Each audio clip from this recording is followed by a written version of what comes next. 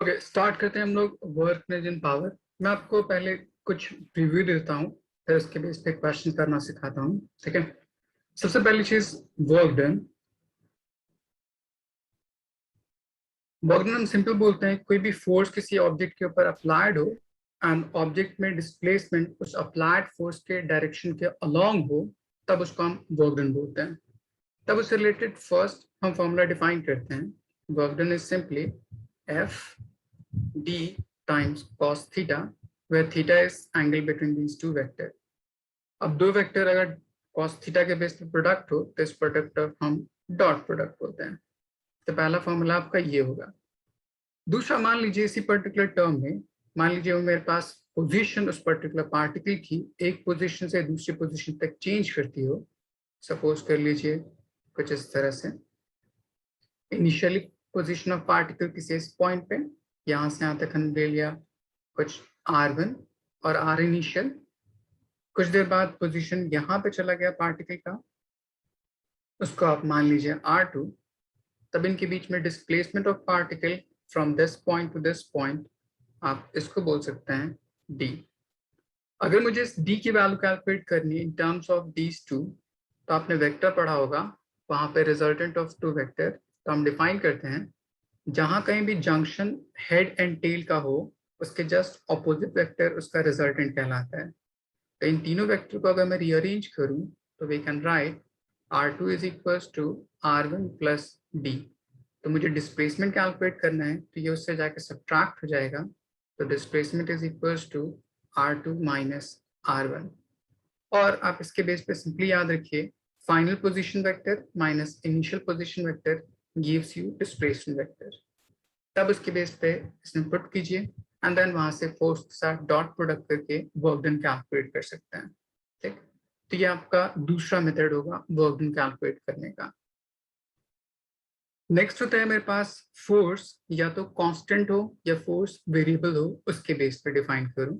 ठीक, तो अभी तक सारी चीजें हम कांस्टेंट फोर्स के बेस पे सॉल्व करते होते हैं। नेक्स्ट, अगर मान लीजिए फोर्स की वैल्यू वेरिएबल हो, variable in the sense time dependent, position dependent या कोई भी डिपेंडेंट फंक्शन हो, उसके बेस पे सॉल्व करना। तब उसके लिए work done simply F dot D R integration. क्योंकि मेरे पास यहाँ पे डॉट प्रोडक्ट है उन दो टर्म का, तो फोर्स के भी तीन कंपोनेंट हो सकते हैं, F X, F Y and F Z. And उस डिस्प्लेसमेंट के भी तीन कंपोनेंट हो सकते हैं, तो D X, D Y and D Z. और इंडिविजुअली इंटीग्रेट कर दीजिए ईच टर्म को एंड ऐड कर दीजिए, आपका टोटल वर्क बना जाएगा। ठीक, बट इन जनरल आपको जो फोर्स गिवन होगा किसी एक पर्टिकुलर कोऑर्डिनेट के अलॉन्ग गिवन होगा, either X axis, either Y axis, either Z axis. Either अगर तीनों डायरेक्शन में गिवन हो तो आप इस तरह से सॉल्व कर सकते हैं। यहाँ तक किसी कोई doubt? No sir. No, sir. Okay, तो force variable and force constant इसके बेस पे डिफाइन कर दिया। क्योंकि यहाँ पे ये जो क्वांटिटी है वो दो क्वांटिटी का प्रोडक्ट है, तो अगर मैं इसी टर्म पे ग्राफ अगर डिफाइन करूं, तो यही पर्टिकुलर टर्म वर्क डन उस area under force displacement graph उसका क्या होगा, इक्वल होगा। पहले यहाँ तक आप नोट डाउन करिए, फटाफट फिर मैं आगे बताता हूँ।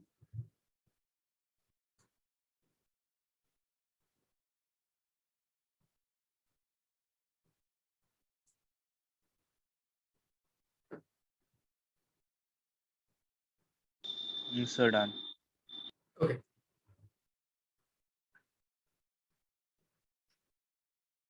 जैसे मैं एक फर्स्ट क्वेश्चन आपको देता हूँ। सपोज कर लीजिए आपके पास force is equals to 2i cap 3j cap minus 4k cap displaces a block from 213 to 421. Find work done. Try कीजिएगा सॉल्व करने की।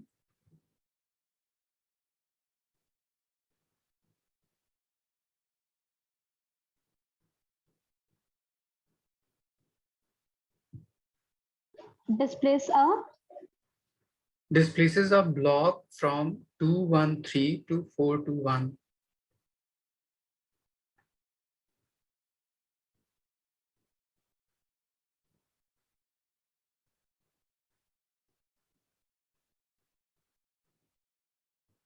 Sir, do we have to send you the answer Yes. on the chat? हाँ, chat box में सारे लोग send कर दीजिए.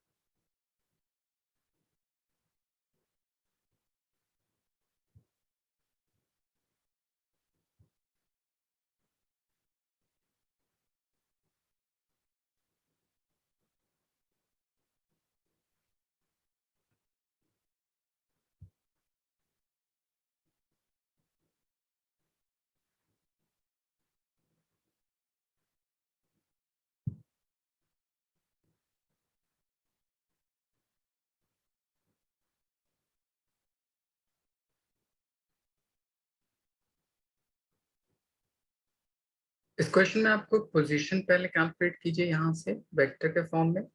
तो ये आपका इनिशियल पोजीशन वेक्टर, ये आपका फाइनल पोजीशन वेक्टर, दोनों को सब्ट्रैक्ट कीजिए डिस्प्लेसमेंट वेक्टर, फोर्स के साथ डॉट प्रोडक्ट कर लीजिए.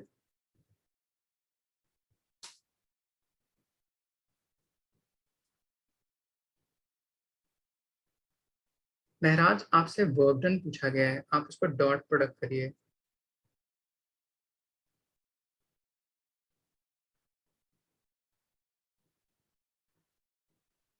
सर मैंने आपको आंसर भेजा था, सही है मेरा?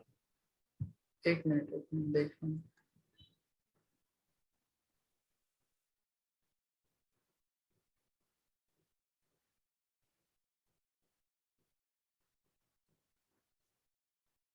सर MZ को भेजना है ना?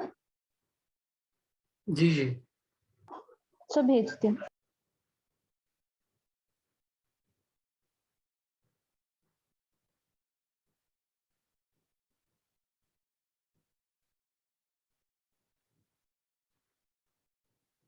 आई थिंक बहुत सारे लोगों को डॉट प्रोडक्ट नहीं आता है.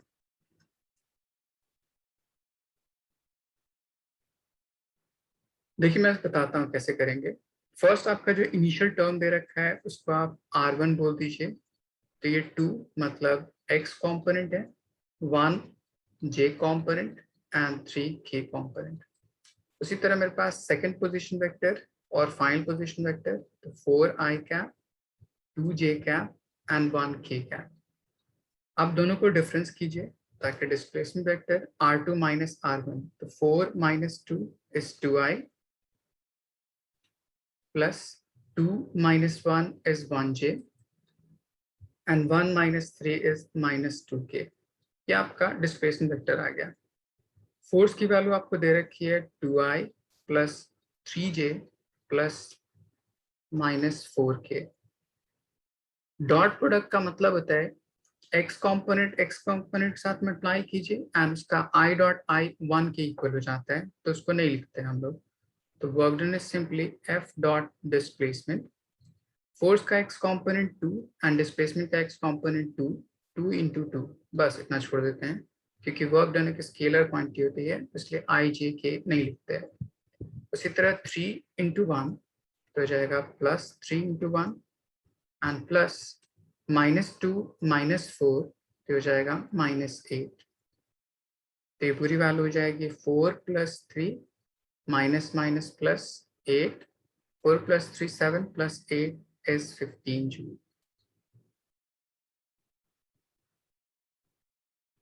सर इसका IJ की और IJ के कैप नहीं लिखना हमें.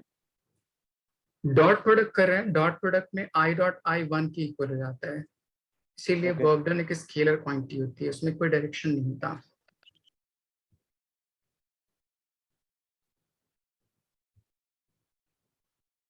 सबको समझ आया? Yes. Yes sir. Yes, sir. Okay. Yes, sir. Next, जिसे हमने यहाँ पे टर्म डिफाइन किया वर्क डन, अगर मैं किसी वेरिएबल फोर्स के लिए कैलकुलेट करता हूँ ठीक, तो उसके बेस पे आपको कोई इक्वेशन गिवन होगा, सपोज कर लीजिए if force is equals to 2 plus 2x और 4 plus 2x minus 3x square displaces a block from x is equals to 1 meter to x is equals to 3 meter. Find work done. ये ऐसी चीज को ऐसे ही बोल सकता है if जो फोर्स है वो इतना अप्लाइड है किसी पर्टिकुलर ब्लॉक पे and the block is allowed to move only in one particular direction or constrained to move along x axis only, मतलब allowed to move in one axis only. इसको solve करने की कोशिश कीजिए तो एक बार।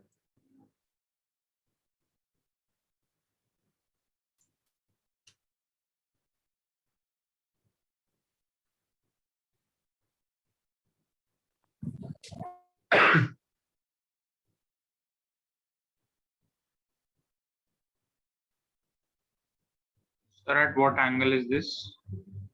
यहाँ पे एंगल कहीं पे गिवन है आपको नहीं गिवन है, मतलब पैरेलल होगा क्योंकि आपको फोर्स वेरिएबल टर्म में दे रखा है। Okay, तो sir. उसके So we'll साथ take it as parallel 0 होगा। then. हाँ, और सिंपली आप ऐसे भी देख सकते हैं, यहाँ पे मैंने यहाँ पे But डॉट इसमें प्रोडक्ट किया है। नहीं डॉट चाहिए प्रोडक्ट एंगल इस क्वेश्चन में। I don't think angle is required.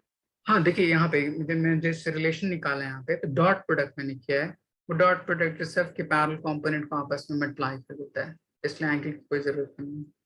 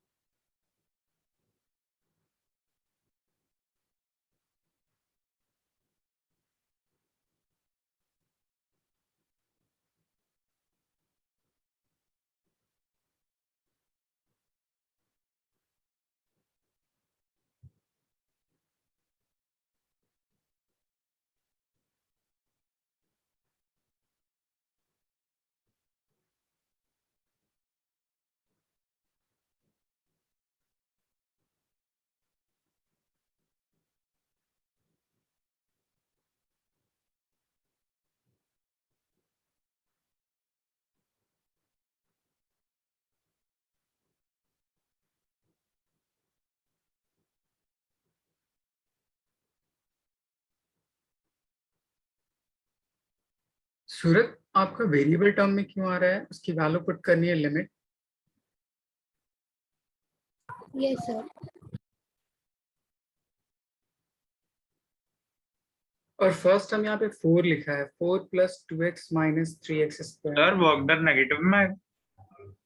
हाँ हो सकता है।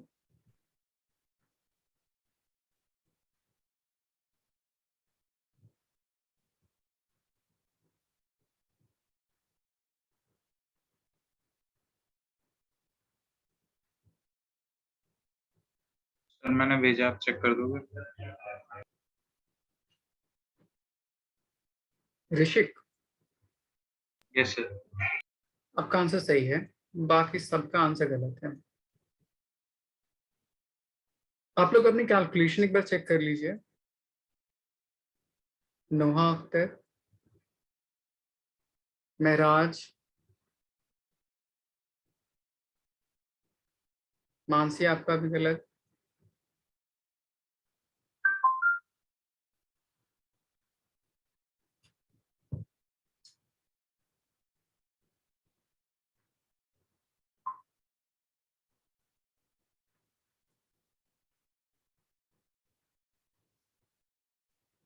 सर मैंने अब भेज दिया सर, वो थोड़ी सी कैलकुलेशन में एरर हो गया था। अभी भी फिर से चेक कर लीजिए। आपका आंसर नेगेटिव में आएगा।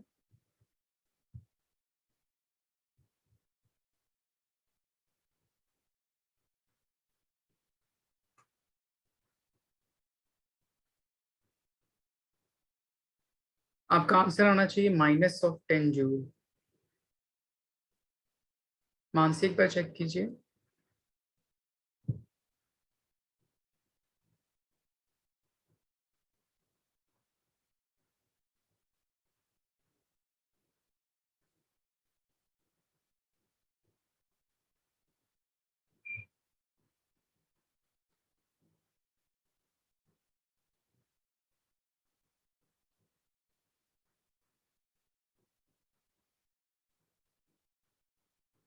बाकी लोग सेंड कीजिए आंसर, या अभी तक सॉल्व कर रहे हैं? किसी कोई डाउट हो सॉल्व करने में? सूरत अपनी कैलकुलेशन चेक कीजिए। आंसर -10 जूल आना चाहिए।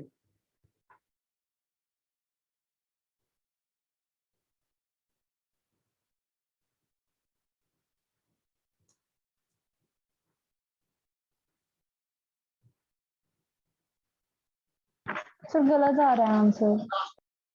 अच्छा देखिए, मैं आपको सॉल्व करके बताता हूँ। जैसे वर्क डन, चूंकि फोर्स वेरिएबल है तो work done simply F times dx इंटीग्रेशन। F की वैल्यू मेरे पास दे रखा है 4 plus 2x minus 3 times of X square, और इसको इंटीग्रेट करना है with respect to dx, limit 1 से 3 तक। तो अभी मैंने लिमिट नहीं पुट की, तो इसको मैं ब्रेक कर दूं इंडिविजुअली। तो फर्स्ट पार्ट आ जाएगा 4 times of dx, second part आ जाएगा 2 times of x dx, and third part आ जाएगा minus of X square dx। अब ये हो जाएगा 4 dx का इंटीग्रेशन x प्लस 2 x पे पावर 1, तो उसका इंटीग्रेशन हो जाएगा x square by 2 minus 3 X square, तो उसका इंटीग्रेशन x क्यूब बाई 3। ये 2 and 2 कैंसिल आउट, ये 3 and 3 कैंसिल आउट। यहाँ तक किसी कोई डाउट इस कैलकुलेशन में?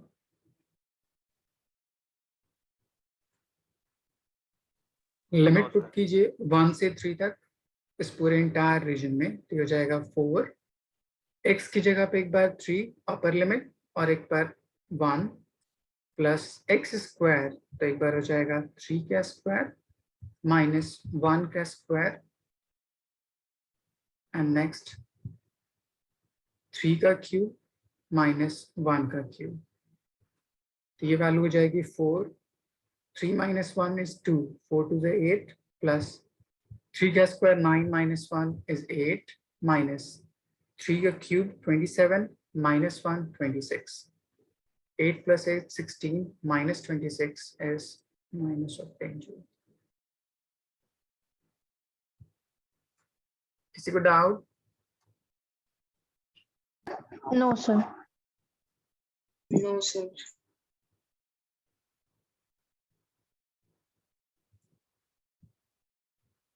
सब कुछ इसमें समझ आ गया यहाँ तक? Yes sir. Yes, sir. Okay. अब देखिए, हमने वर्क डन कैलकुलेट करना सीख लिया सिंपली इस टर्म के बेस पे। वर्क डन अगर मैं दूसरे टर्म में डिफाइन करूं किसी गैसियस टर्म के लिए, या कोई सिलेंडर कोई सिस्टम दे रखा उसके बेस पे, तो वर्क डन सिंपली होता है मेरे पास फोर्स टाइम्स डिस्प्लेसमेंट। अगर आपके पास कोई एक सिलिंड्रिकल वेसल दे रखा हो और उसमें सपोज कर लीजिए कोई पिस्टन इस तरह, यहाँ पे कोई गैस फिल्ड है, ठीक। उस गैस ने इस पर्टिकुलर पिस्टन के ऊपर कुछ वर्क डन किया ताकि इस पर्टिकुलर पिस्टन को एक्सपैंड कर दे किसी इस पॉइंट तक।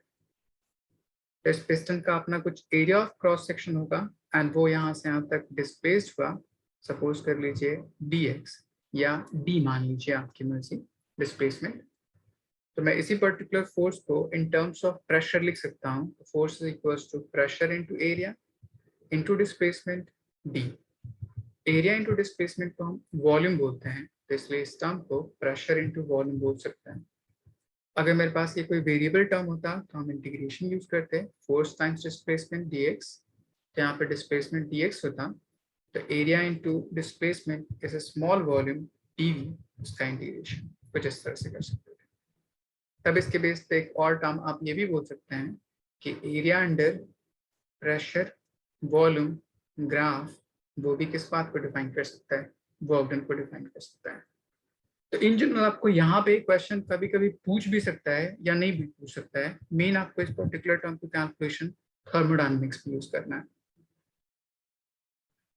मैंने यहाँ पे टर्म डिफाइन किया, work done is equal to force times displacement.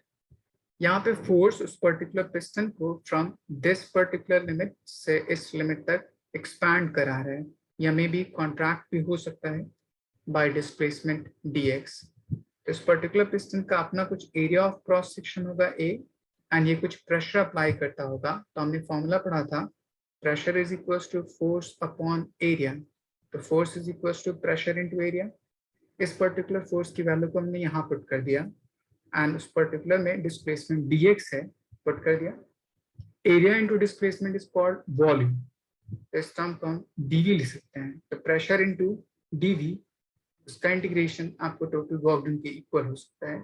या इसी के बेस पे अगर ग्राफ गिवन हो तो area under pressure volume graph work done बता सकता है। आई बात समझ? जी ठीक है। Yes Okay. सर। एक नेक्स्ट टर्म जिसे हमने पीछे कैलकुलेट किया था कि वर्क डन कैलकुलेट करने के लिए फोर्स एंड डिस्प्लेसमेंट उसका डायरेक्शन क्या होना चाहिए, सेम डायरेक्शन में होना चाहिए। तो उसके बेस पे एक क्वेश्चन पूछा, मान लीजिए आपके पास कोई एक पेंडुलम है कुछ इस तरह से, इसको डिस्प्लेस किया गया किसी इस पॉइंट तक, ये उसका इनिशियल पोजीशन है, सपोज कर लीजिए यहाँ से ये पेंडुलम कुछ इस तरह स्विंग करके यहाँ तक डिस्प्लेस होगी, यहाँ तक सरफेस मान लीजिए। ये इंक्लिनेशन सपोज कर लीजिए 60 डिग्री। या मेरे पास बॉब, उसका अपना कुछ मास दे रखा है 200 ग्राम। यहाँ पे एक फोर्स अप्लाइड है इस डायरेक्शन में, force is equal to 10 newton, ठीक, ताकि यहाँ से डिस्प्लेस होकर इस पॉइंट तक चला जाए। तो आपसे पूछेगा find work done by first external force and second gravity. अगर इस पर्टिकुलर स्ट्रिंग की लेंथ 1 मीटर दे रखी है तब।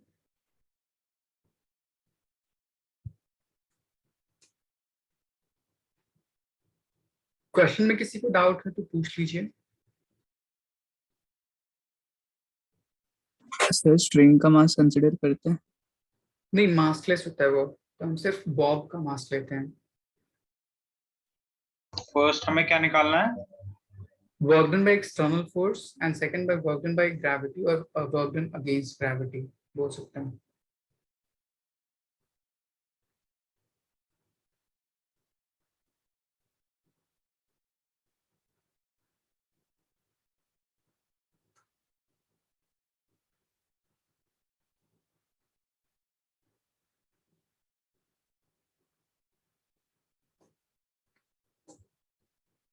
एक मिनट रुक जाइए, मैं आपको एक कॉन्सेप्ट सिखा देता हूँ इससे रिलेटेड, क्योंकि शायद आपने ये चीज अभी नहीं पढ़ी होगी। मैं आपको सिखाता हूँ, उसके बाद ही सॉल्व करिएगा। देखिए, जब कभी पेंडुलम से रिलेटेड टर्म हो, कुछ आप ऐसे सोचिए। मान लीजिए आपका पेंडुलम इस तरह से पहले वर्टिकल अलाइन था, हमने डिस्प्लेस किया इसको किसी इस डायरेक्शन में बाय सम एंगल थीटा। तो यहाँ पे होगा क्या क्या, हम उसको देखने की कोशिश करते हैं। तो एक आप हॉरिजॉन्टल लाइन ड्रॉ कर दीजिए, बेस जहाँ से स्टार्ट हुआ था, और एक वर्टिकल लाइन जहाँ तक वो रीच किया उसके बेस पे, ठीक। उसका पोजीशन चेंज कर रहे हैं कुछ इस तरह से इस पॉइंट तक। अब देखिए इस पर्टिकुलर इंक्लिनेशन में हो क्या है, ये मेरे पास सपोर्ट, इसकी वैल्यू L, ये मेरे पास एंगल थीटा। तो अगर मैं टोटल स्ट्रिंग की लेंथ यहाँ से यहाँ तक डिफाइन करूँ, तो ये भी यहाँ से यहाँ तक क्या डिफाइन करेगा, L को। अब इस ट्राइंगल में देख लीजिए, इस ट्राइंगल में हाइपोटेनस आपको L दे रखा है, थीटा दे रखा है। तो मुझे cos थीटा की अगर मैं वैल्यू कैलकुलेट करूं तो बेस ओवर हाइपोटेनस, तो यहां से यहां तक जो लेंथ हो जाएगी वो हो जाएगी L times cos theta. And similarly अगर ये परपेंडिकुलर लेंथ अगर मैं लूं इस पर्टिकुलर L के रिस्पेक्ट में, तो ये टर्म हो जाएगा L times of sine theta. यहां तक किसी को डाउट? हमने L की वैल्यू को उस पर्टिकुलर ट्रायंगल के कंपोनेंट में ब्रेक कर दिया है और कुछ भी नहीं किया, ठीक है।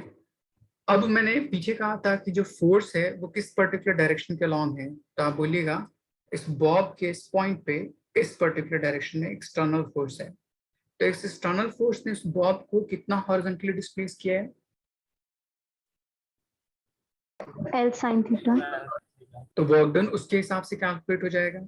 नेक्स्ट, इसने कुछ हाइट भी रेज की है, तो हाइट रेज की है मतलब अगेंस्ट द ग्रेविटी उसने कितनी हाइट रेज की है यहाँ से यहाँ तक h। उसकी वैल्यू कैसे कैलकुलेट करेंगे? तो आप देखिए टोटल L लेंथ यहाँ से यहाँ minus तक, हाँ हाँ बोलिए। L minus L cos theta. बहुत अच्छे, तो h is equal to L1 minus cos theta, ऐसे भी लिख सकते हैं। तो आपको दोनों फोर्सेस के लिए डिस्प्लेसमेंट की वैल्यू आ गई, आपको फोर्स की वैल्यू पता है, पुट कर दीजिए, वर्क डन की वैल्यू सॉल्व हो जाएगी। समझ आया सबको? सर एक बार फिर से समझा दो।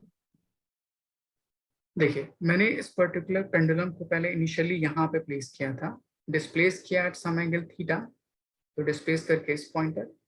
अब इस ट्रायंगल में आपको हाइपोटेनस पता है यहाँ से यहाँ तक L, ठीक। तो इस हाइपोटेनस L के लिए मैंने दो कंपोनेंट ब्रेक कर लिए using this particular angle theta. तो एक हो जाएगा base which is L cos theta और एक हो जाएगा परपेंडिकुलर L sin थीटा। यहाँ तक बात समझ में आई?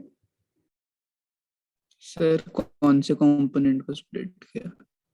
इस ट्रायंगल में ये दिख रहा है ट्रायंगल, यस सर। ये हाइपोटेनस दिख रहा है आपको, यस सर। तो हमने sin theta is equals to perpendicular by hypotenuse, तो perpendicular is equals to hypotenuse times sin theta लिख सकते हैं।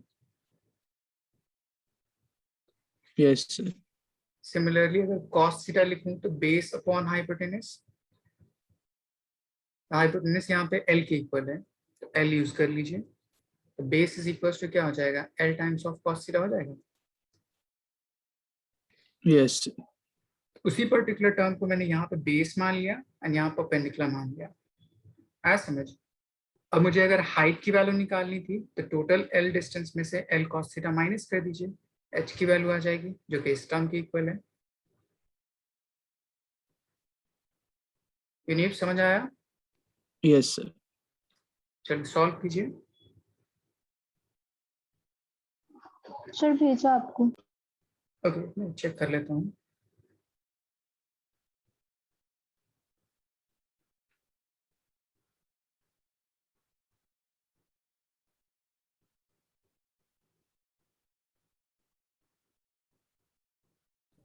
एक बार लास्ट स्लाइड दिखा दिए फिर से।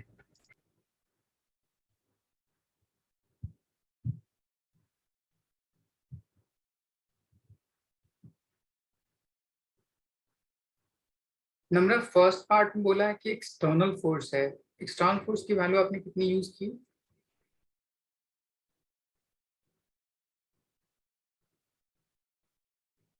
या आपने सिर्फ डिस्प्लेसमेंट कैलकुलेट कर लिया? मुझे फोर्स के साथ मल्टीप्लाई करके वर्क डन निकालना था।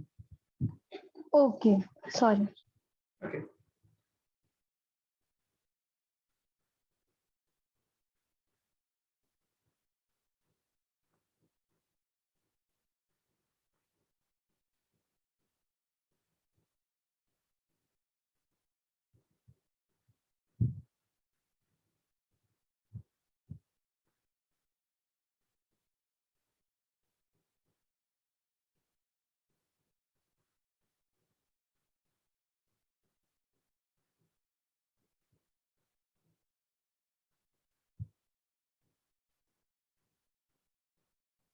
अब सही है।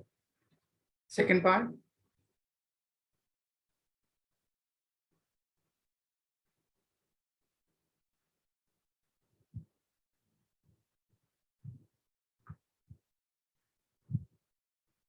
किसी सर आप कोई बता डाउट? सकते हैं सेकंड पार्ट के लिए फॉर्मूला कौन सा यूज करेंगे? ये H is equal to L ये तो डिस्प्लेसमेंट के लिए है, ये तो डिस्प्लेसमेंट है जो ग्रेविटी के अगेंस्ट हो रहा है। तो work done against the gravity force times displacement. तो फोर्स यहाँ पे क्या लूंगा, mg, एंड डिस्प्लेसमेंट क्या लूंगा, sh के इक्वल। आया सर एक समझ? बार क्वेश्चन दिखा दोगे आप? ओके, सर सेकंड वाला mg के टर्म्स में ही छोड़ देना। नहीं मास की वैल्यू दे रखी है, ग्रेविटी 10 यूज कीजिए, सॉल्व कीजिए। ओके।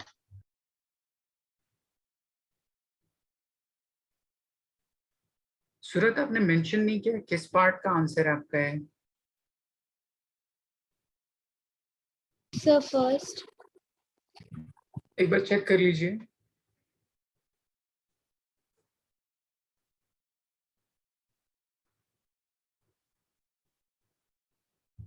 थीटा 60 डिग्री है and displacement is L sin theta, इसलिए सर ये H sir next slide sir, इसमें जो H है sir, sir is L 1 minus cos theta. Okay sir. Sir second part सही है? आपने यूनिट सही कन्वर्जन नहीं किया है। वहां देखिए मास ग्राम में दे रखा था 200 ग्राम। सर मैंने भेजा, आप चेक कर प्लीज। अपॉन में कैसे आ गया, एक बार चेक कर लीजिए। सर ये मास आपने कन्वर्जन में क्या गलती है? मास आपका 200 ग्राम है, उसको 1000 से डिवाइड कीजिएगा केजी में कन्वर्ट करने के लिए, तो आपकी वैल्यू थोड़ी कम आएगी। ओके। सर हम दूसरे डिवाइस से ज्वाइन कर रहे हैं।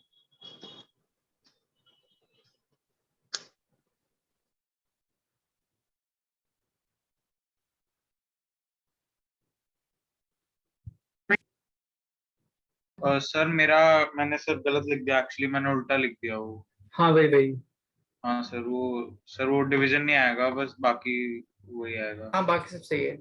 मानसी एक बार चेक कर लीजिए, एंगल यहाँ पे 60 डिग्री है एंड साइन 60 की वैल्यू √3/2 होती है। हाँ सर वो मैंने गलत Okay. कर दिया।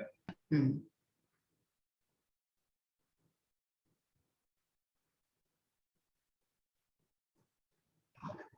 1 न्यूटन है सेकंड। एक मिनट चेक कर ले रहा हूँ।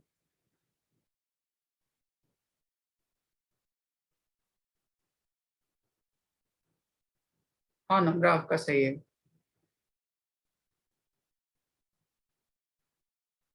सूरत डेसिमल एक बार चेक कर लीजिए अपनी कैलकुलेशन में।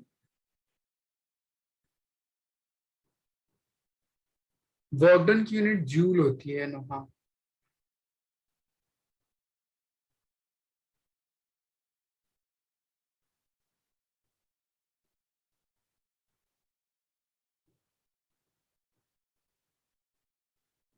हाँ सही है। मानसी आपका आंसर 10 - 5√3, ये कैसे आया? सिर्फ 5√3 आएगा फर्स्ट पार्ट का आंसर।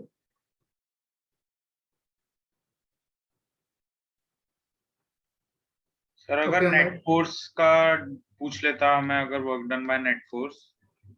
नेट फोर्स के बेस पे नहीं हो सकता, वर्क डन इंडिविजुअल फोर्स के बेस पे हो सकता है, क्योंकि डायरेक्शन दोनों अलग अलग डायरेक्शन में है।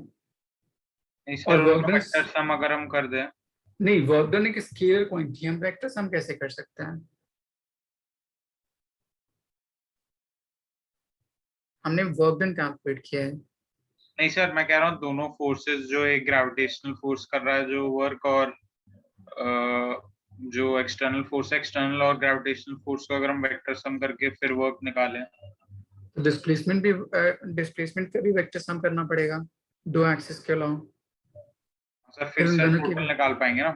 फिर दोनों के बीच में एंगल निकालना पड़ेगा, जो कि आपको पता नहीं है। तो सर मतलब वो जनरली हम करते नहीं है तो। नहीं करेंगे। ओके, आई थिंक सबका आंसर आ गया। किसी कोई डाउट इस पर्टिकुलर क्वेश्चन में? एक बार फर्स्ट पार्ट करा दिया है। सर शॉर्ट First- दिखा दीजिए। ओके देखिए, फर्स्ट पार्ट में बोल रहा है work done by external force. तो हमने कहा था वर्क डन सिंपली होता है फोर्स एंड डिस्प्लेसमेंट जो सेम डायरेक्शन में हो। तो देखिए एक्सटर्नल फोर्स भी हॉरिजॉन्टल डायरेक्शन में, तो डिस्प्लेसमेंट हॉरिजॉन्टल डायरेक्शन में कौन सा है, L sin थीटा। तो यहाँ पे मैं क्या यूज करूंगा, यहाँ तक किसी को डाउट? No, sir.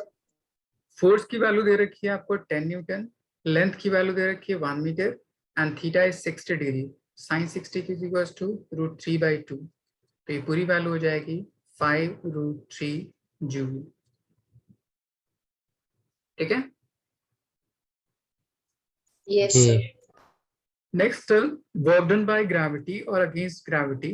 तो वहां पे फोर्स टाइम्स डिस्प्लेसमेंट, ग्रेविटी के बेस पे फोर्स हो जाएगा mg एंड डिस्प्लेसमेंट के लिए मैंने ऊपर फॉर्मूला लिखा है h is equals to L1 minus cos theta.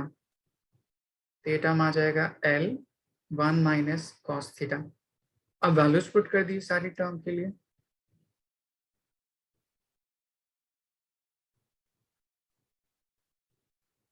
कोई भी हम वर्क डन जब कैलकुलेट करते हैं तो आपने जिसे पढ़ा होगा शुरू में कि हम कोई ब्लॉक लेते हैं एंड उसके ऊपर फोर्स अगर इस डायरेक्शन में है तो एक कंपोनेंट ब्रेक कीजिए इस पर्टिकुलर फोर्स के लिए, ठीक, इट्स थीटा एंगल पे। तो इस फोर्स का एक कंपोनेंट इस डायरेक्शन में F cos थीटा और इस फोर्स का एक कंपोनेंट इस डायरेक्शन में F sin थीटा। मैंने सपोज किया कि block has displaced along this direction by some displacement d। तो हम वर्क डन कैसे डिफाइन करते हैं देवन?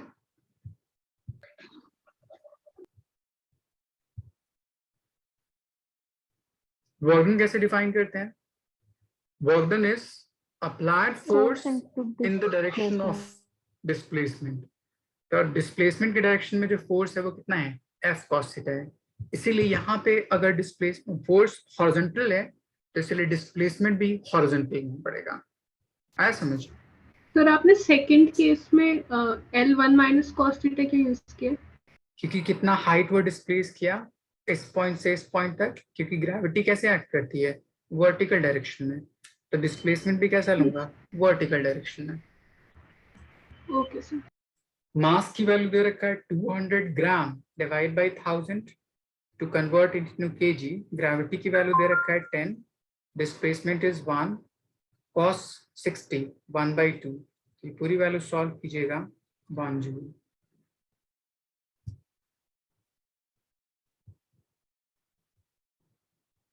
समझ आया सबको? Yes sir. Yes sir. हमेशा सेम डायरेक्शन में होंगे ना? हाँ, फोर्स एंड डिस्प्लेसमेंट। अगर डायरेक्शन डिफरेंट होता है तो हमें एंगल की जरूरत पड़ती है ताकि फोर्स का कंपोनेंट जो डिस्प्लेसमेंट के अलोंग हो वो कैलकुलेट कर लिया जाए, या डिस्प्लेसमेंट का कंपोनेंट जो फोर्स के अलोंग हो वो कैलकुलेट कर लिया जाए, सच दैट कि दोनों कंपोनेंट हमेशा पैरेलल होना चाहिए। Okay sir. किसी और को कोई डाउट यहाँ तक? No sir. ओके, तो हमने वर्क डन कैलकुलेट करना सीख लिया अलग अलग टर्म के बेस पे। ठीक है, नेक्स्ट टर्म होता है मेरे पास एनर्जी। जितना भी हम वर्क डन करते हैं किसी पर्टिकुलर सिस्टम में, ठीक, तो वो अगर एनर्जी में कन्वर्ट हो तो वो उस पर्टिकुलर बॉडी में दो तरह की एनर्जी डिफाइन कर सकती है, और हम सिंपली मैकेनिकल एनर्जी की बात कर रहे हैं। ठीक, तो मैकेनिकल एनर्जी दो तरह की, एक मेरे पास होती है काइनेटिक एनर्जी और एक मेरे पास होती है पोटेंशियल एनर्जी। ठीक, kinetic energy due to motion of body. ठीक, तो इसको हम फर्दर दो पार्ट में पढ़ते हैं। एक, अगर मेरे पास वेलोसिटी की वैल्यू कांस्टेंट होता, अगर मेरे पास वेलोसिटी की वैल्यू वेरिएबल होता उसके बेस पे, और ये दोनों ही टर्म आपके एनसीईआरटी में गिवन है उसके अकॉर्डिंग। अगर आपके पास वेलोसिटी कांस्टेंट है तो काइनेटिक एनर्जी का नॉर्मल फॉर्मूला जो आपने पढ़ा होगा 12mv²। मास भी कांस्टेंट, वेलोसिटी भी कांस्टेंट, तो उसके बेस पे दोनों की वैल्यू पुट कीजिए, काइनेटिक एनर्जी की वैल्यू सॉल्व कर लीजिए। अगर मेरे पास वेलोसिटी की वैल्यू वेरिएबल है तब हम काइनेटिक एनर्जी यूज करते हैं simply m times of v dv, उसका इंटीग्रेशन, m बीइंग कांस्टेंट तो मैंने इसको बाहर कर लिया इसलिए। अब यहाँ पे वेलोसिटी की वैल्यू वो गिवन होगा कि टाइम डिपेंडेंट फंक्शन है, पोजीशन डिपेंडेंट फंक्शन है, उसके हिसाब से उनकी वैल्यूज को पुट कीजिए, सॉल्व कीजिए। जैसे मैं आपको एक टर्म सिखाता हूँ। अगर आपको बोले कि velocity is equals to 5 times under root of x, find kinetic energy for x is equals to 1 to x is equals to 2 metre. ठीक, तो यहाँ पे देखिए वेलोसिटी कांस्टेंट है, ये वेरिएबल है। सर वेरिएबल है। वेरिएबल। तो मैं इस पर्टिकुलर टर्म को यूज करूंगा, तो मुझे वहां पे दो चीज की जरूरत पड़ेगी। एक v की भी जरूरत पड़ेगी, तो v तो गिवन है। मुझे dv की वैल्यू नहीं पता, तो dv कैसे कैलकुलेट करेंगे? आप उस क्वांटिटी को डिफरेंशिएट कर दीजिए। किसके रिस्पेक्ट में? तो यहाँ पे फंक्शन क्या दे रखा है? x dependent. तो मैं किसके रिस्पेक्ट में डिफरेंशिएट करूंगा? x dependent. यहाँ तक बात समझ में आई? Yes sir. अब मेरे पास 5 बीइंग कांस्टेंट, बाहर रूट x का अगर डिफरेंशिएट कीजिएगा तो इसकी वैल्यू आती है 2 रूट x। तो मैं यहाँ से dv की वैल्यू कैलकुलेट कर लूँ तो ये सिंपली हो जाएगा 5/2 times of root x times dx। आपको dv की वैल्यू पता चल गई एंड आपको v की वैल्यू पता चल गई। इन दोनों वैल्यूज को इस इक्वेशन में पुट कर दीजिए, मास आपको गिवन होगा, फाइंड आउट हो जाएगा। आया समझ? ये आप फिर से बता दो, आपने डीवी कैसे निकाला? चेक कीजिए कि जो वेलोसिटी है वो किस डिपेंडेंट फंक्शन है यहाँ पे। तो किस डिपेंडेंट फंक्शन है यहाँ पे? x dependent function. Yes sir. तो मैं वेलोसिटी को डिफरेंशिएट करूं जिस डिपेंडेंसी में वो फंक्शन है उसके रिस्पेक्ट में। तो 5 बीइंग कांस्टेंट, रूट x को हम पावर के टर्म में कैसे लिखते हैं? हाफ लिख सकते हैं। हाँ सर। इसका डिफरेंशिएशन हमने पढ़ा था n x 1/√x n minus, ऐसा हो जाएगा। और इसको सॉल्व कीजिएगा तो इतना आ जाएगा। हाँ तो सर। यहाँ पे dx डिवाइड में उससे जाएगा मल्टीप्लाई में, तो dv इज इक्वल्स टू कुछ इतना टर्म आ जाएगा। आई बात समझ? Yes sir. अब इनको पुट कर दीजिए, सॉल्व कर लीजिए, रिलेशन आ जाएगा। सिमिलरली अगर आपको वेलोसिटी गिवन होता टाइम के टर्म में, सपोज कर लीजिए pq, और आपको पूछता find work done for t is equals to 1 second, t is equals to 3 second, और कुछ भी वैल्यू दे रखी होती, तो मुझे पहले इस टर्म से क्या निकालना होता? Relation, differentiation. हाँ, किसके टर्म में डिफरेंशिएट करता मैं यहाँ पे? dt टाइम के dv अपॉन dt। तो यहाँ पे वैल्यू कितनी आ जाती? 3 टाइम्स ऑफ टी स्क्वायर। फिर यहाँ से dv की वैल्यू निकाल लेते, तो हो जाता 3t स्क्वायर टाइम्स dt। अब आपको dv की वैल्यू पता चल गई, v की वैल्यू पता चल गई, दोनों की वैल्यू पुट कर दीजिए, आप क्या वो काइनेटिक एनर्जी बता देगा। यहाँ तक किसी कोई डाउट? सर बोलिए। सर जब हम डिफरेंशिएट करेंगे तो इंटीग्रेट करेंगे तो सर v 5v/2√x आएगा। तो सर v बाहर ले लेंगे हम? नहीं v की वैल्यू भी तो दे रखा है यहाँ पे। देखिए मैं बताता हूँ पुट करके। काइनेटिक एनर्जी का नॉर्मल फॉर्मूला है m, v की वैल्यू दे रखा है कितना मेरे पास? 5√x, और सेकेंड पार्ट में कितना है मेरे पास? 5/2 टाइम्स √x dx इंटीग्रेशन। जो टर्म कांस्टेंट है उसको बाहर ले लीजिए, 25/2m कांस्टेंट, बच क्या जाएगा अंदर? आई बात समझ? Yes, sir. Yes sir. Okay, तो इसी तरह से जो भी टर्म कांस्टेंट है उसको बाहर ले लीजिए, जो वेरिएबल टर्म है उसको अंदर ले लीजिए। जैसे मैं यहाँ पे पुट करता, तो kinetic energy is equals to m being constant बाहर, यहाँ पे 3 भी कांस्टेंट होगा, वो भी बाहर, तो t पे पावर कितना हो जाएगा? 5 dt, इसका इंटीग्रेशन। यहाँ तक पहले नोट डाउन कीजिए आप। सर एक डाउट था, पूछिए। सर ये dv/dx 5/2√x कैसे आया? ये मैं यहाँ बता रहा था, यही टर्म। यहाँ पे √x है, √x को मैं पावर में कितना लिख सकता हूँ? हाफ लिख सकता हूँ। अंडर रूट को एक्सपोनेंशियल में हाफ लिखते हैं। डिफरेंशिएशन का फॉर्मूला कितना होता है? जितना पावर हो उसके बेस में आ जाता है एंड उसका पावर को 1 से सबट्रैक्ट कर देते हैं। आई बात समझ? Yes sir. अब ये पूरा टर्म कितना हो जाएगा बताइए? Half x to the power कितना बचेगा? हाफ -1 बिकम्स -हाफ, माइनस का मतलब डिनोमिनेटर में जाके पावर प्लस में, और हाफ का मतलब अंडर रूट। अब समझ में आया? यस सर, अब समझ गया। ओके, किसी और को कोई डाउट इस particular calculation of kinetic energy में? No sir. No sir. Okay,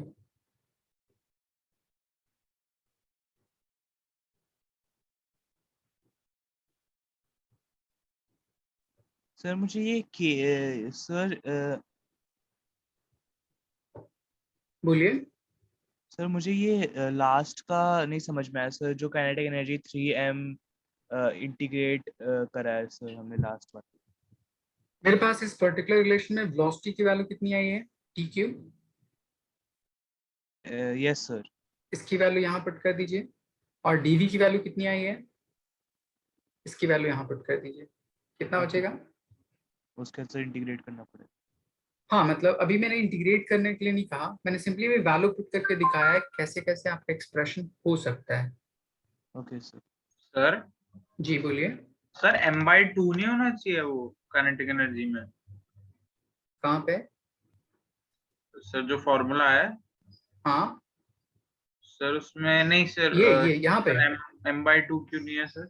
यहाँ पे हाँ सर, यहाँ पे हाफ होता है नहीं, ना।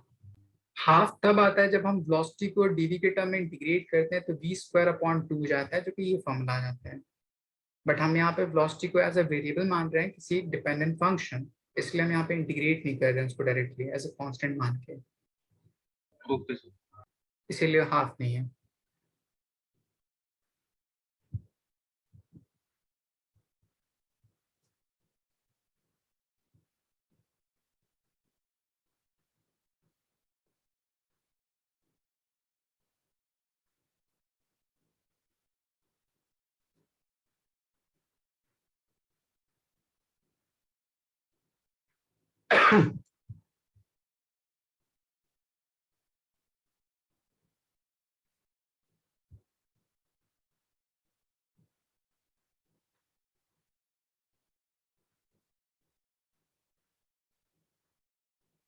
जब आपको फोर्स गिवन हो एंड डिस्प्लेसमेंट गिवन हो एंड थीटा गिवन हो एज अ कांस्टेंट टर्म, तब हम यूज करते हैं work done is equals to F D cos theta.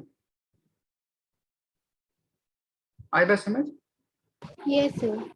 Okay, इसलिए मैंने आपको शुरू से अलग अलग सीक्वेंस बताया। मैंने शुरू में कहा कि वो फोर्स अगर कांस्टेंट होगा तब हम वो फॉर्मूला यूज करते हैं। अगर डिस्प्लेसमेंट की वैल्यू वेक्टर के टर्म में दे रखा हो, पोजीशन वेक्टर, अलग अलग चीजें, तो उसके बेस पे हम सॉल्व करना सिखाया है।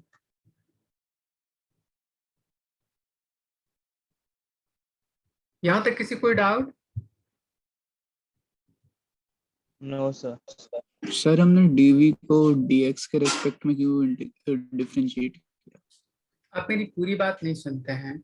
मैंने कहा था वेलोसिटी जिस पर्टिकुलर डिपेंडेंट फंक्शन हो उसके रेस्पेक्ट में डिफरेंशिएट करते हैं। जैसे यहाँ पे किस डिपेंडेंट फंक्शन में है ये? Sir distance. वही एक्स डिपेंडेंट, तो मैं एक्स के टर्म में डिफरेंशिएट करूंगा। यहाँ पे किस डिपेंडेंट फंक्शन है ये? Sir time. इसीलिए मैं T dependent function T differentiate करूंगा टी के रेस्पेक्ट में। आया समझ? Yes sir.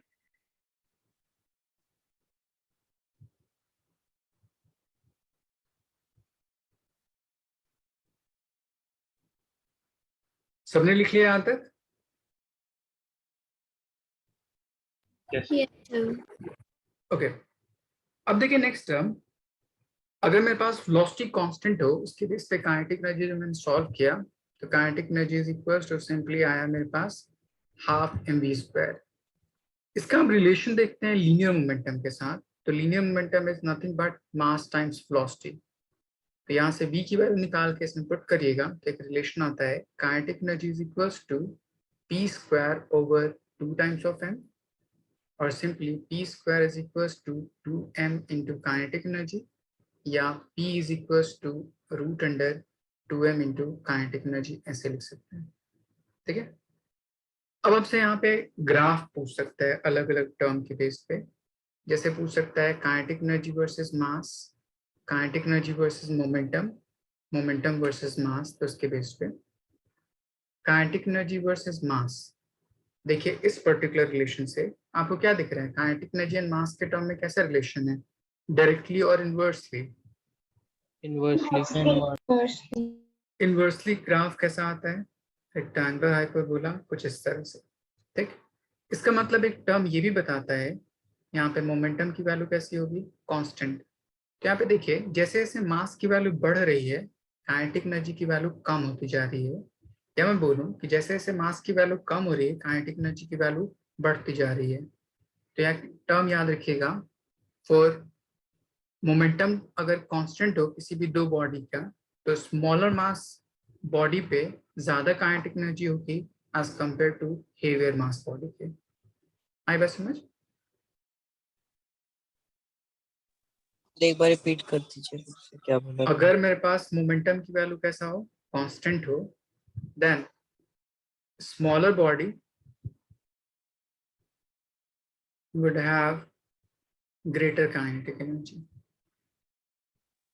सर ठीक है, next part momentum versus mass plot करूं तो मोमेंटम मास के डायरेक्टली प्रोपोर्शनल, बट इस पे पावर स्क्वायर है, इसलिए आपने पढ़ा होगा पैराबोलिक कर्व। बट जिस पे पावर इवन हो उसके ऑपोजिट एक्सिस के अलॉन्ग पैराबोला बनता है, इसलिए इसका ग्राफ पैराबोलिक कुछ इस तरह से आएगा।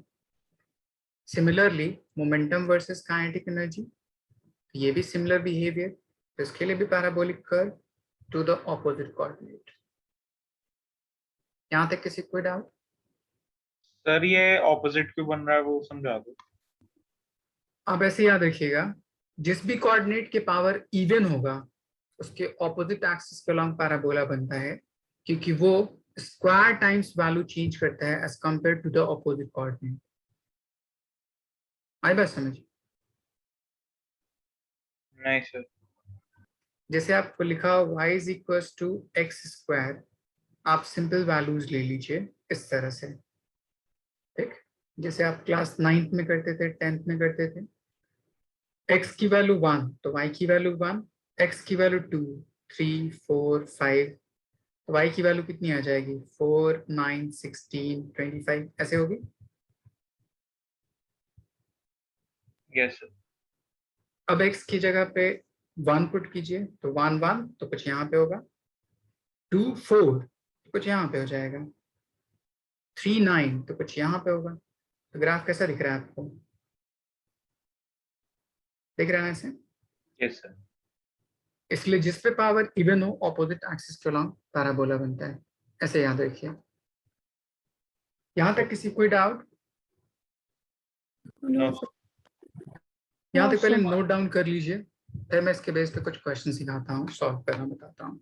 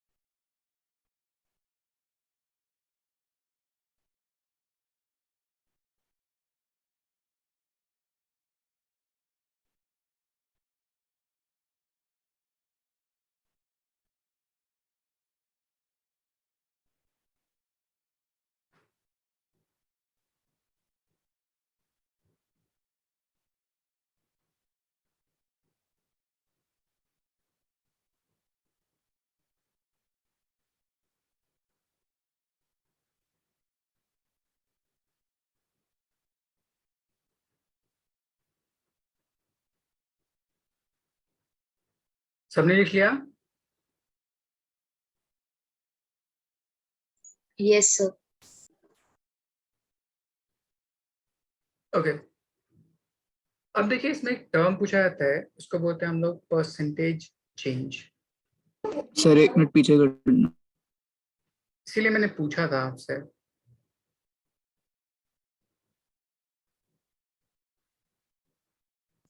Done sir. देखिए परसेंटेज चेंज जब कोई पूछे तो पहले चेक कीजिए कि वो परसेंटेज चेंज 10% से कम है या 10% से ज्यादा है। ठीक है, देखिए पहला, अगर आपका परसेंटेज चेंज लेस देन 10% है तो हमेशा अप्लाई कीजिए एरर मेथड, जो आपने डायमेंशन एनालिसिस में पढ़ा होगा एक्सपोनेंशियल एरर के बेस पे। वो वैसे जैसे अगर मैं काइनेटिक एनर्जी कैलकुलेट करना हो तो उसका फॉर्मूला होता है p² over 2 times of m। ठीक, तो अगर मुझे काइनेटिक एनर्जी में परसेंटेज एरर कैलकुलेट करना है so we can write delta k over ke into 100 is equals to momentum पे पावर कितना है 2, तो इसको हम ऐसे लिख सकते हैं delta p over p into 100 plus mass पे पावर कितना है 1, तो इसको लिख सकते हैं 1 delta m over m into 100। मतलब एरर डिफाइन करता है कि जितना भी एक्सपोनेंशियल है उसके पावर में वो उसके कोएफिशिएंट में आ जाता है एंड देन उसके परसेंटेज एरर को डिफाइन करती है। तो इसी में अगर क्वेश्चन गिवन होता if momentum of body is changing by 1% and mass of body is changing by 2%, then find percentage change in kinetic energy, तो सिंपली इनकी वैल्यूज को पुट कर देते एंड फाइंड आउट कर देते। सबको समझ में आई है? एक एग्जांपल करा दिया है। जैसे अगर आपको बोलता if percentage change in momentum is 2% and in mass is 1%, find percentage change in kinetic energy। तो पहले से चेक कीजिए कि जो वैल्यूज हैं वो 10% से कम है या ज्यादा है। 10% से कम है तो एबव फॉर्मूला अप्लाई करेंगे, और इसमें देखिए डिवीजन होने की वजह से उसके साइन में कोई फर्क नहीं पड़ता क्योंकि error can never be negative, इसीलिए तो डायरेक्टली फॉर्मूला क्या यूज करूंगा delta ke upon ke into 100 is equals to 2 times percentage change in momentum. कितना दे रखा है आपको, कितना दे रखा है यहाँ पे 2%, तो इसको पुट कर दीजिए plus 1 times percentage change in mass कितना दे रखा है 1, तो पूरी वैल्यू कितनी हो जाएगी 2 to the 4 + 1 5%। जी ठीक है। यहाँ तक किसी को डाउट? No, sir. ओके, मैं आपको एक नेक्स्ट कंडीशन सिखाता हूँ। अगर यही परसेंटेज चेंज 10% से ज्यादा हो तब हम कैसे इस्तेमाल करते हैं। नेक्स्ट इज मोर देन और इक्वल टू, दोनों के लिए कंडीशन है 10%, तब उसके लिए अलजेब्राइक मेथड यूज करते हैं। तो अलजेब्राइक मेथड में आपको डेराइव करके नहीं दिखाऊंगा, मैं डायरेक्टली रिलेशन लिखता हूँ, और वो रिलेशन फिजिक्स में कहाँ यूज होगा मैं आपको ये भी बता देता हूँ। ठीक है, जहां कहीं भी आपका रिलेशन स्क्वायर के साथ हो, जैसे काइनेटिक एनर्जी एंड मोमेंटम में देखिए, तो kinetic energy is equals to p² over 2 times of m, m being constant, तो काइनेटिक एनर्जी पे पावर 1, मोमेंटम पे पावर 2। तो इन दोनों के लिए आप सेम टर्म पढ़े होंगे सिंपल पेंडुलम के लिए टाइम पीरियड, तो टाइम पीरियड इसका स्क्वायर कीजिएगा तो ये वैल्यू आ जाएगी 4π² अपॉन ग्रेविटी इनटू लेंथ। आपने पढ़ा होगा t is equals to 2π√L/g।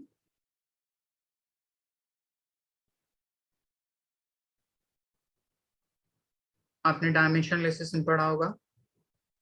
Yes, sir. Yes तो मैंने उसी टर्म को स्क्वायर कर दिया, तो यहाँ पे देखिए t² है और L पे पावर कितना है 1, तो एग्जैक्टली सिमिलर बिहेवियर कर रहा है इसकी तरह। सेम उसी तरह अगर Yes, वेव्स में sir. जाएगा तो वेव्स में पढ़ेगा वहां पे velocity of a wave is equals to some constant gamma times pressure upon density, तो इसका स्क्वायर करूंगा तो ये टर्म आ जाएगा कुछ इस तरह इनटू p। तो ये सारी चीजें कांस्टेंट, तो वेलोसिटी का स्क्वायर प्रेशर के डायरेक्टली प्रोपोर्शनल। ठीक है, तो इस तरह जहां कहीं भी रिलेशन हो linear power with square relation, तो हमेशा इस पर्टिकुलर रिलेशन जो मैं बता रहा हूँ उसको यूज कीजिएगा, ठीक है। कैसे? जैसे आपको बोले if P is changed by X%, ठीक, P में चेंज है X% और P पे यहाँ पे पावर कितना है 2, तब मेरे पास formula percentage change in kinetic energy becomes 1 plus और minus X/100 squared minus 1 into 100। यहाँ पे मैंने प्लस माइनस क्यों यूज किया है? प्लस का मतलब इंक्रीज करता हो, माइनस का मतलब डिक्रीज करता हो, और मैंने मॉड लिया क्योंकि हमेशा जो वैल्यू है वो पॉजिटिव में है इसलिए। सिमिलरली अगर मैं इसका रिवर्स पार्ट देखूं और आपको बोले if kinetic energy is change by y%, then percentage change in linear momentum is equals to, तो देखिए यहाँ पे काइनेटिक एनर्जी चेंज कर रहा है तो p स्क्वायर है, ये उस साइड पावर जाएगा तो अंडर रूट हो जाएगा, तब इसके लिए फॉर्मूला आता है 1 प्लस और माइनस y/100 इसका मॉड, ताकि इसकी वैल्यू एक बार पॉजिटिव है और एक बार नेगेटिव है, इसलिए अंडर रूट -1 मॉड इंटू 100, ऐसे याद रखिएगा। सर ये आया कैसे फॉर्मूला? अच्छा मैं डेराइव करके बताऊं, पहले यहाँ पे नोट डाउन कर लीजिए, पहले इतना मैं आपको डेराइव करके बता देता हूँ कि ये क्यों आया, कहाँ से आया।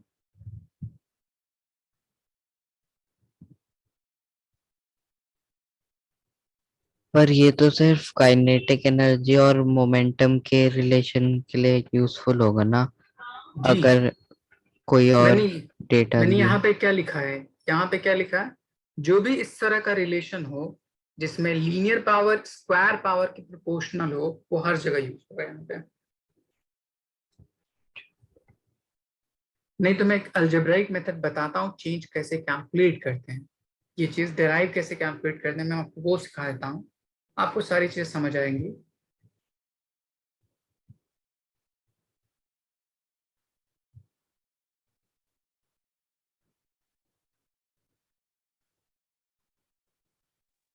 ये इंटीग्रेशन है, पहले इंटीग्रेशन कहाँ पे इंटीग्रेशन? यहाँ पे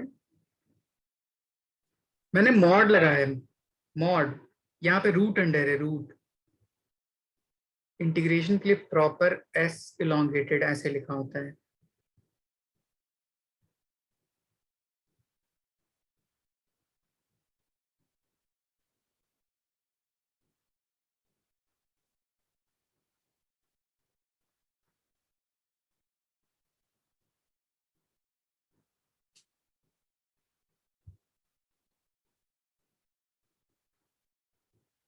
Excuse me, sir.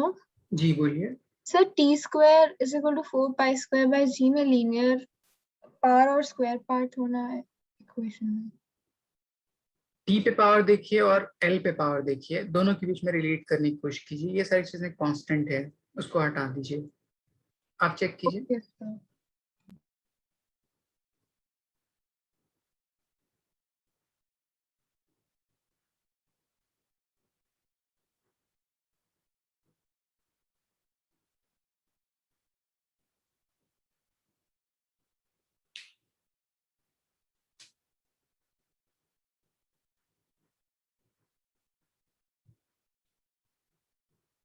यहां तक सबने लिख लिया?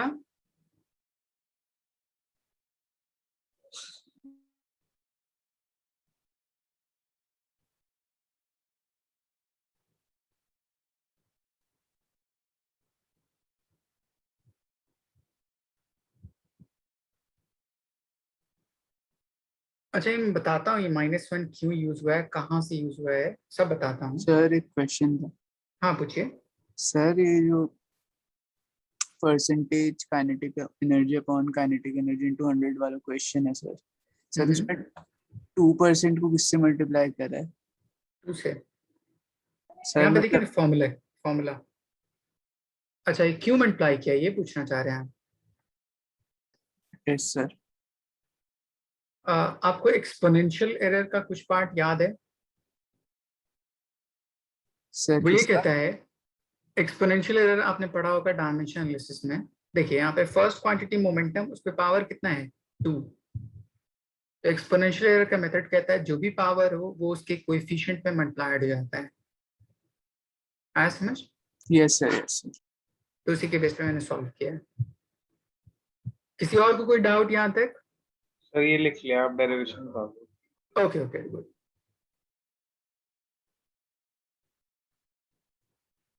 जैसे देखिए कोई भी चीज चेंज कैसे निकालते हैं, परसेंटेज चेंज, किसी का परसेंटेज चेंज का मतलब क्या होता है? तो आप सिंपल बोलिए change of that particular quantity upon initial value of that particular quantity into 100, इसको हम परसेंटेज बोलते हैं।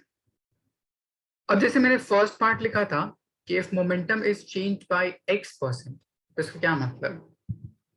मान लीजिए इनिशियल मोमेंटम की वैल्यू p मैंने ले लिया, तो फाइनल मोमेंटम की वैल्यू x% चेंज कर गई, मतलब आइदर इंक्रीज की होगी आइदर डिक्रीज की होगी, मुझे नहीं पता।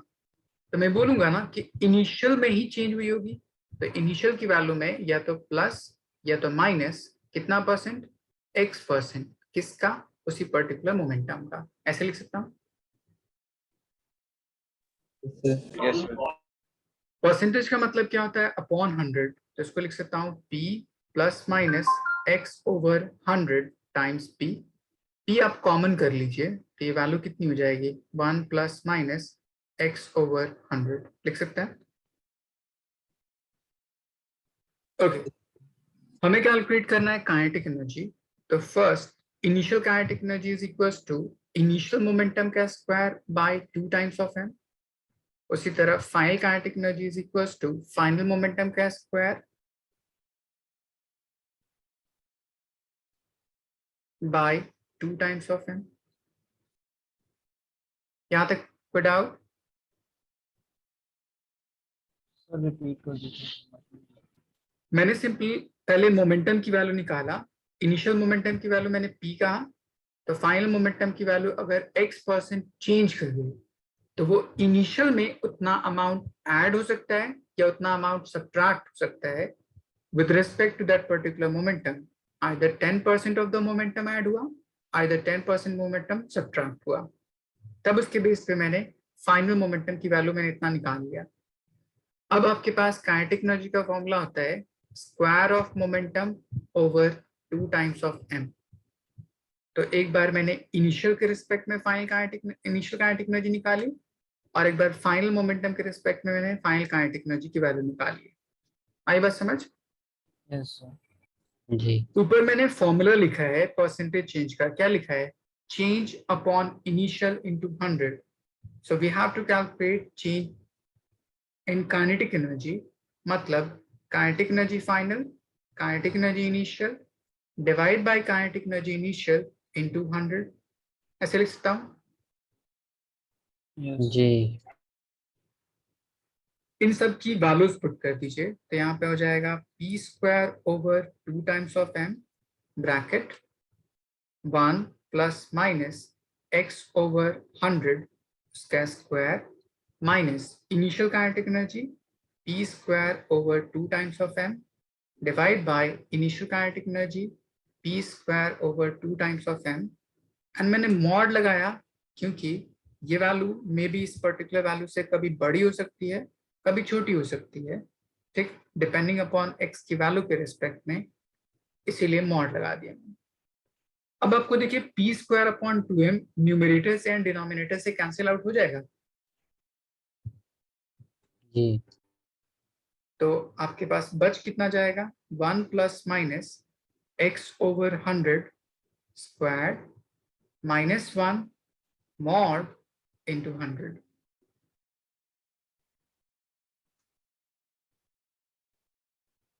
समझ आया सबको?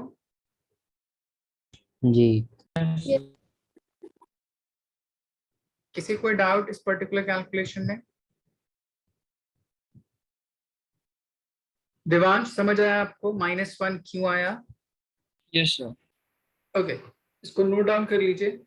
तो अब सिंपल इतना याद रखिएगा कि किसी भी परसेंटेज चेंज के लिए आप ये फॉर्मूला अप्लाई कीजिए, चाहे वो न्यूमरेटर में हो, डिनोमिनेटर में, एक्सपोनेंशियल हो, कोई भी टर्म हो, हर चीज के लिए एप्लीकेबल होता है।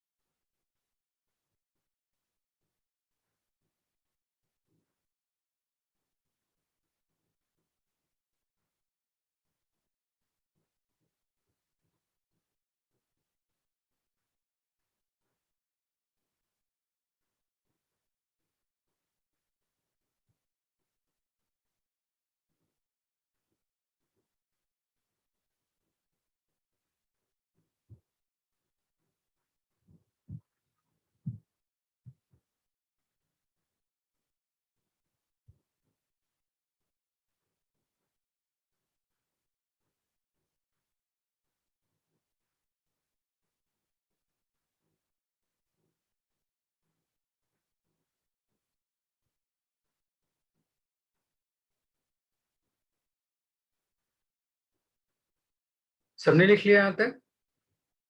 Yes, sir. Yes, sir. Yes, sir.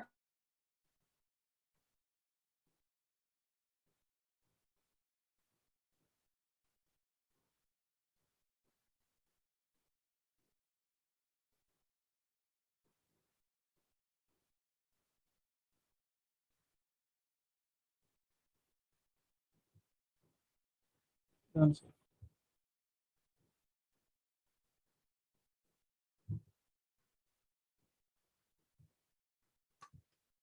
Okay, अब देखिए इसके बेस पे क्वेश्चन कैसे पूछ सकता है। आपको डायरेक्टली वैल्यूज गिवन होगी एंड उसके बेस पे सॉल्व करने के लिए बोलेगा। जैसे मैं पहला क्वेश्चन बोलूं, if momentum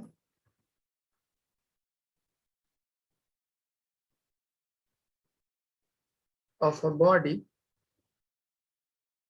is decreased by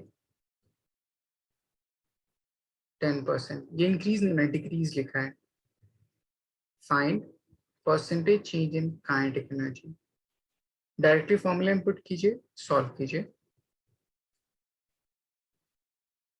दूसरा, if kinetic energy of a body is increased by 44%, find percentage change in linear momentum.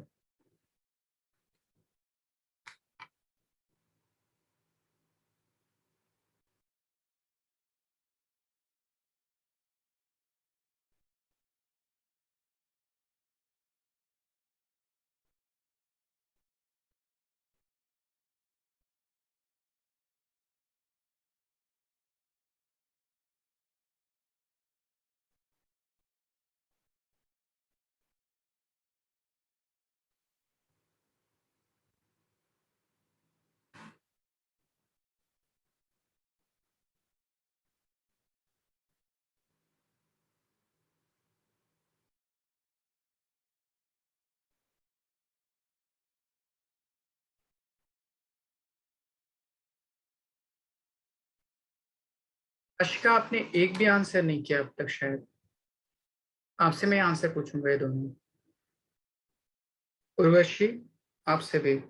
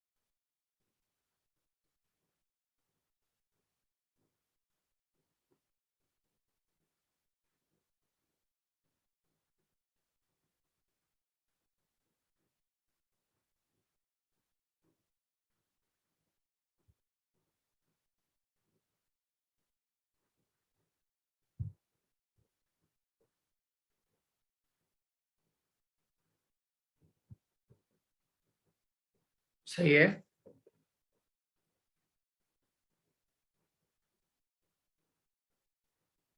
Good Umar.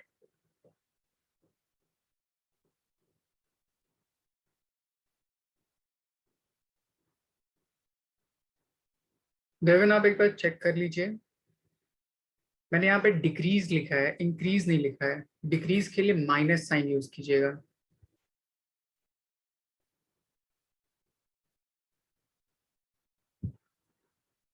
First part में क्वेश्चन में डिक्रीज लिखा है, डिक्रीज का मतलब नेगेटिव साइन यूज कीजिएगा। सेकंड पार्ट में question में इंक्रीज लिखा है, मतलब प्लस साइन यूज कीजिएगा। नंबर आपका सही है। सर इसमें 10% है तो हम दोनों में से कोई भी यूज कर सकते हैं। मतलब सर आपने बताया था ना 10% से ज्यादा हो। अच्छा, एक मिनट रुक के बताता हूँ। यहाँ पे क्या लिखा है? सिर्फ लिखा है लेस देन 10% लिखा है ना। Yes sir. और इसमें क्या लिखा है? मोर देन और इक्वल टू 10% लिखा है ना। Yes sir. तो यहाँ पे कितना दे रखा है? 10 तो ये वाला करेंगे। आई बात समझ? Yes sir. बात को तोड़ मोड़ के याद नहीं रखते, प्रॉपर याद रखते हैं।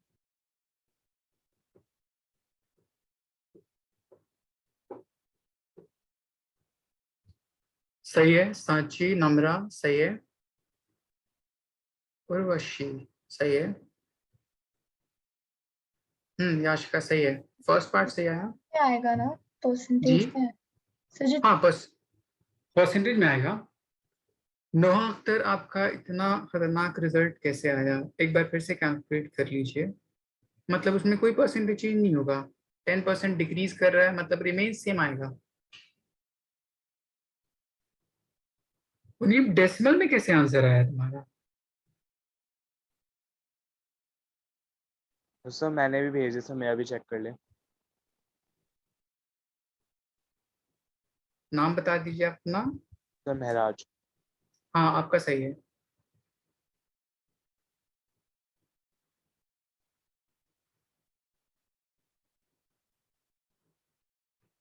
सर मैंने भेजा है ऋषि। हाँ सही है।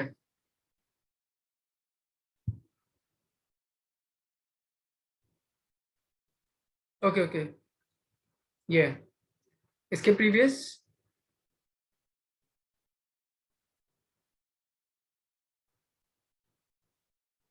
ओके योशी सही है आपका। ओके मानसी, फर्स्ट पार्ट का आंसर, सेकंड पार्ट का answer. Okay second part calculate कीजिए। सर मेरा सेकंड वाला सही है। सेकंड वन एक मिनट में चेक कर लेता हूँ।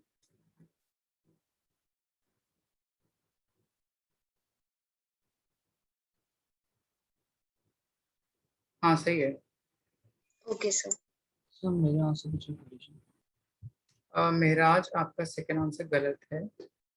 सूरत आपका फर्स्ट आंसर, एक मिनट कैलकुलेशन में एरर है, एक बार चेक कर लीजिए। सर देवांश। सर मेरा गलत है सेकंड आंसर। महराज हाँ। हाँ okay.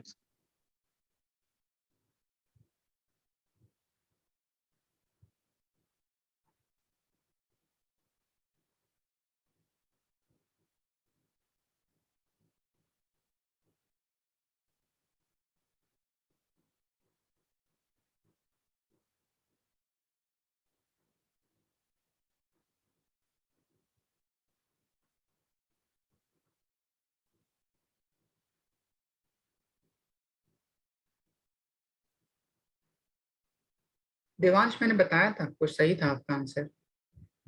Okay sir.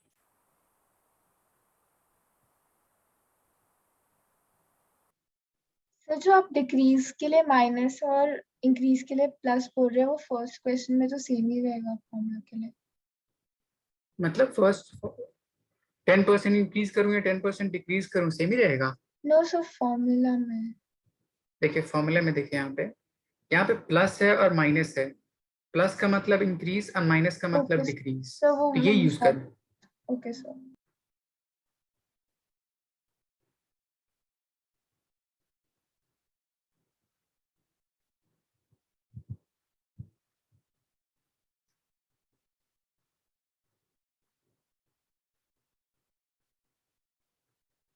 Okay Yashika आपका सही है, first part and second part both. Unib अपना कैलकुलेशन एक बार चेक कर लीजिए। मानसी आपका फर्स्ट पार्ट सही था, सेकंड पार्ट आपने सेंड किया। हाँ यस सही सर। है, सही है। सर पिछली स्लाइड दिखाई गई। ये यस सर देख लिया।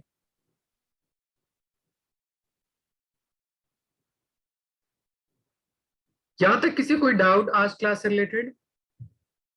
No sir. किसी कुछ भी ना समझ में आया हो तो पूछ लीजिए। तो अप टू काइनेटिक एनर्जी तक आई थिंक आपसे सारे क्वेश्चन सॉल्व हो जाएंगे, ठीक है। बाकी लोग जिससे सॉल्व नहीं हुए प्लीज मुझसे पूछ लीजिए। हाँ महराज अब सही है। सर हाँ पूछिए। सो एक बार दोनों पार्ट करके दिखा दीजिए, मेरा आंसर गलत आ रहा है। ओके, फर्स्ट पार्ट में बोला डिक्रीज, मोमेंटम चेंज हो रहा है, काइनेटिक एनर्जी में चेंज चाहिए, तो आपका फॉर्मूला था percentage change in kinetic energy is equals to 1 plus use करते हैं जब इंक्रीज के लिए, माइनस यूज करते हैं डिक्रीज के लिए, तो minus 10/100 squared minus 1 and mod into 100। तो यहाँ पे 0 and 0 कैंसिल आउट, तो हो जाएगा कितना 10 minus 1 9/10, उसका स्क्वायर करूंगा तो ये हो जाएगा 81 divide by 100 minus 1 mod into 100। अब देखिए 100 माइनस 81 19, मॉड में लीजिएगा इसलिए प्लस 19 में लिख रहा हूँ, तो उसकी पूरी वैल्यू आ जाएगी 19%। Okay sir.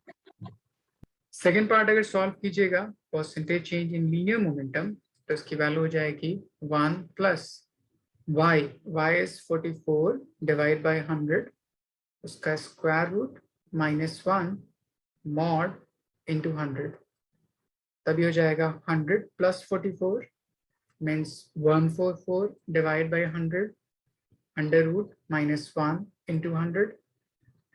144 का स्क्वायर रूट होता है मेरे पास 12 divide by 10 minus 1 mod into 100, तभी हो जाएगा 12 minus 10 2 डिवाइड बाई 10 इंटू 100, तो ये पूरी वैल्यू आ जाएगी 20%।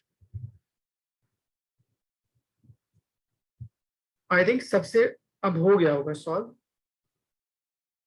जी ओके, सो आज क्लास के लिए किसी कोई डाउट नहीं, सो इतना पढ़ के रखिएगा, फिर नेक्स्ट टाइम मैं इसके आगे कंटिन्यू कराऊंगा potential energy, elastic potential energy, gravitational potential energy, फिर वर्क एनर्जी थ्योरम कैसे यूज करते हैं, conservative and non conservative force के कॉन्सेप्ट्स क्या होते हैं, ये सारी चीजें पढ़ के रखिएगा, ठीक है। Thank you sir. जी okay, thank you sir. Thank you sir. Thank you.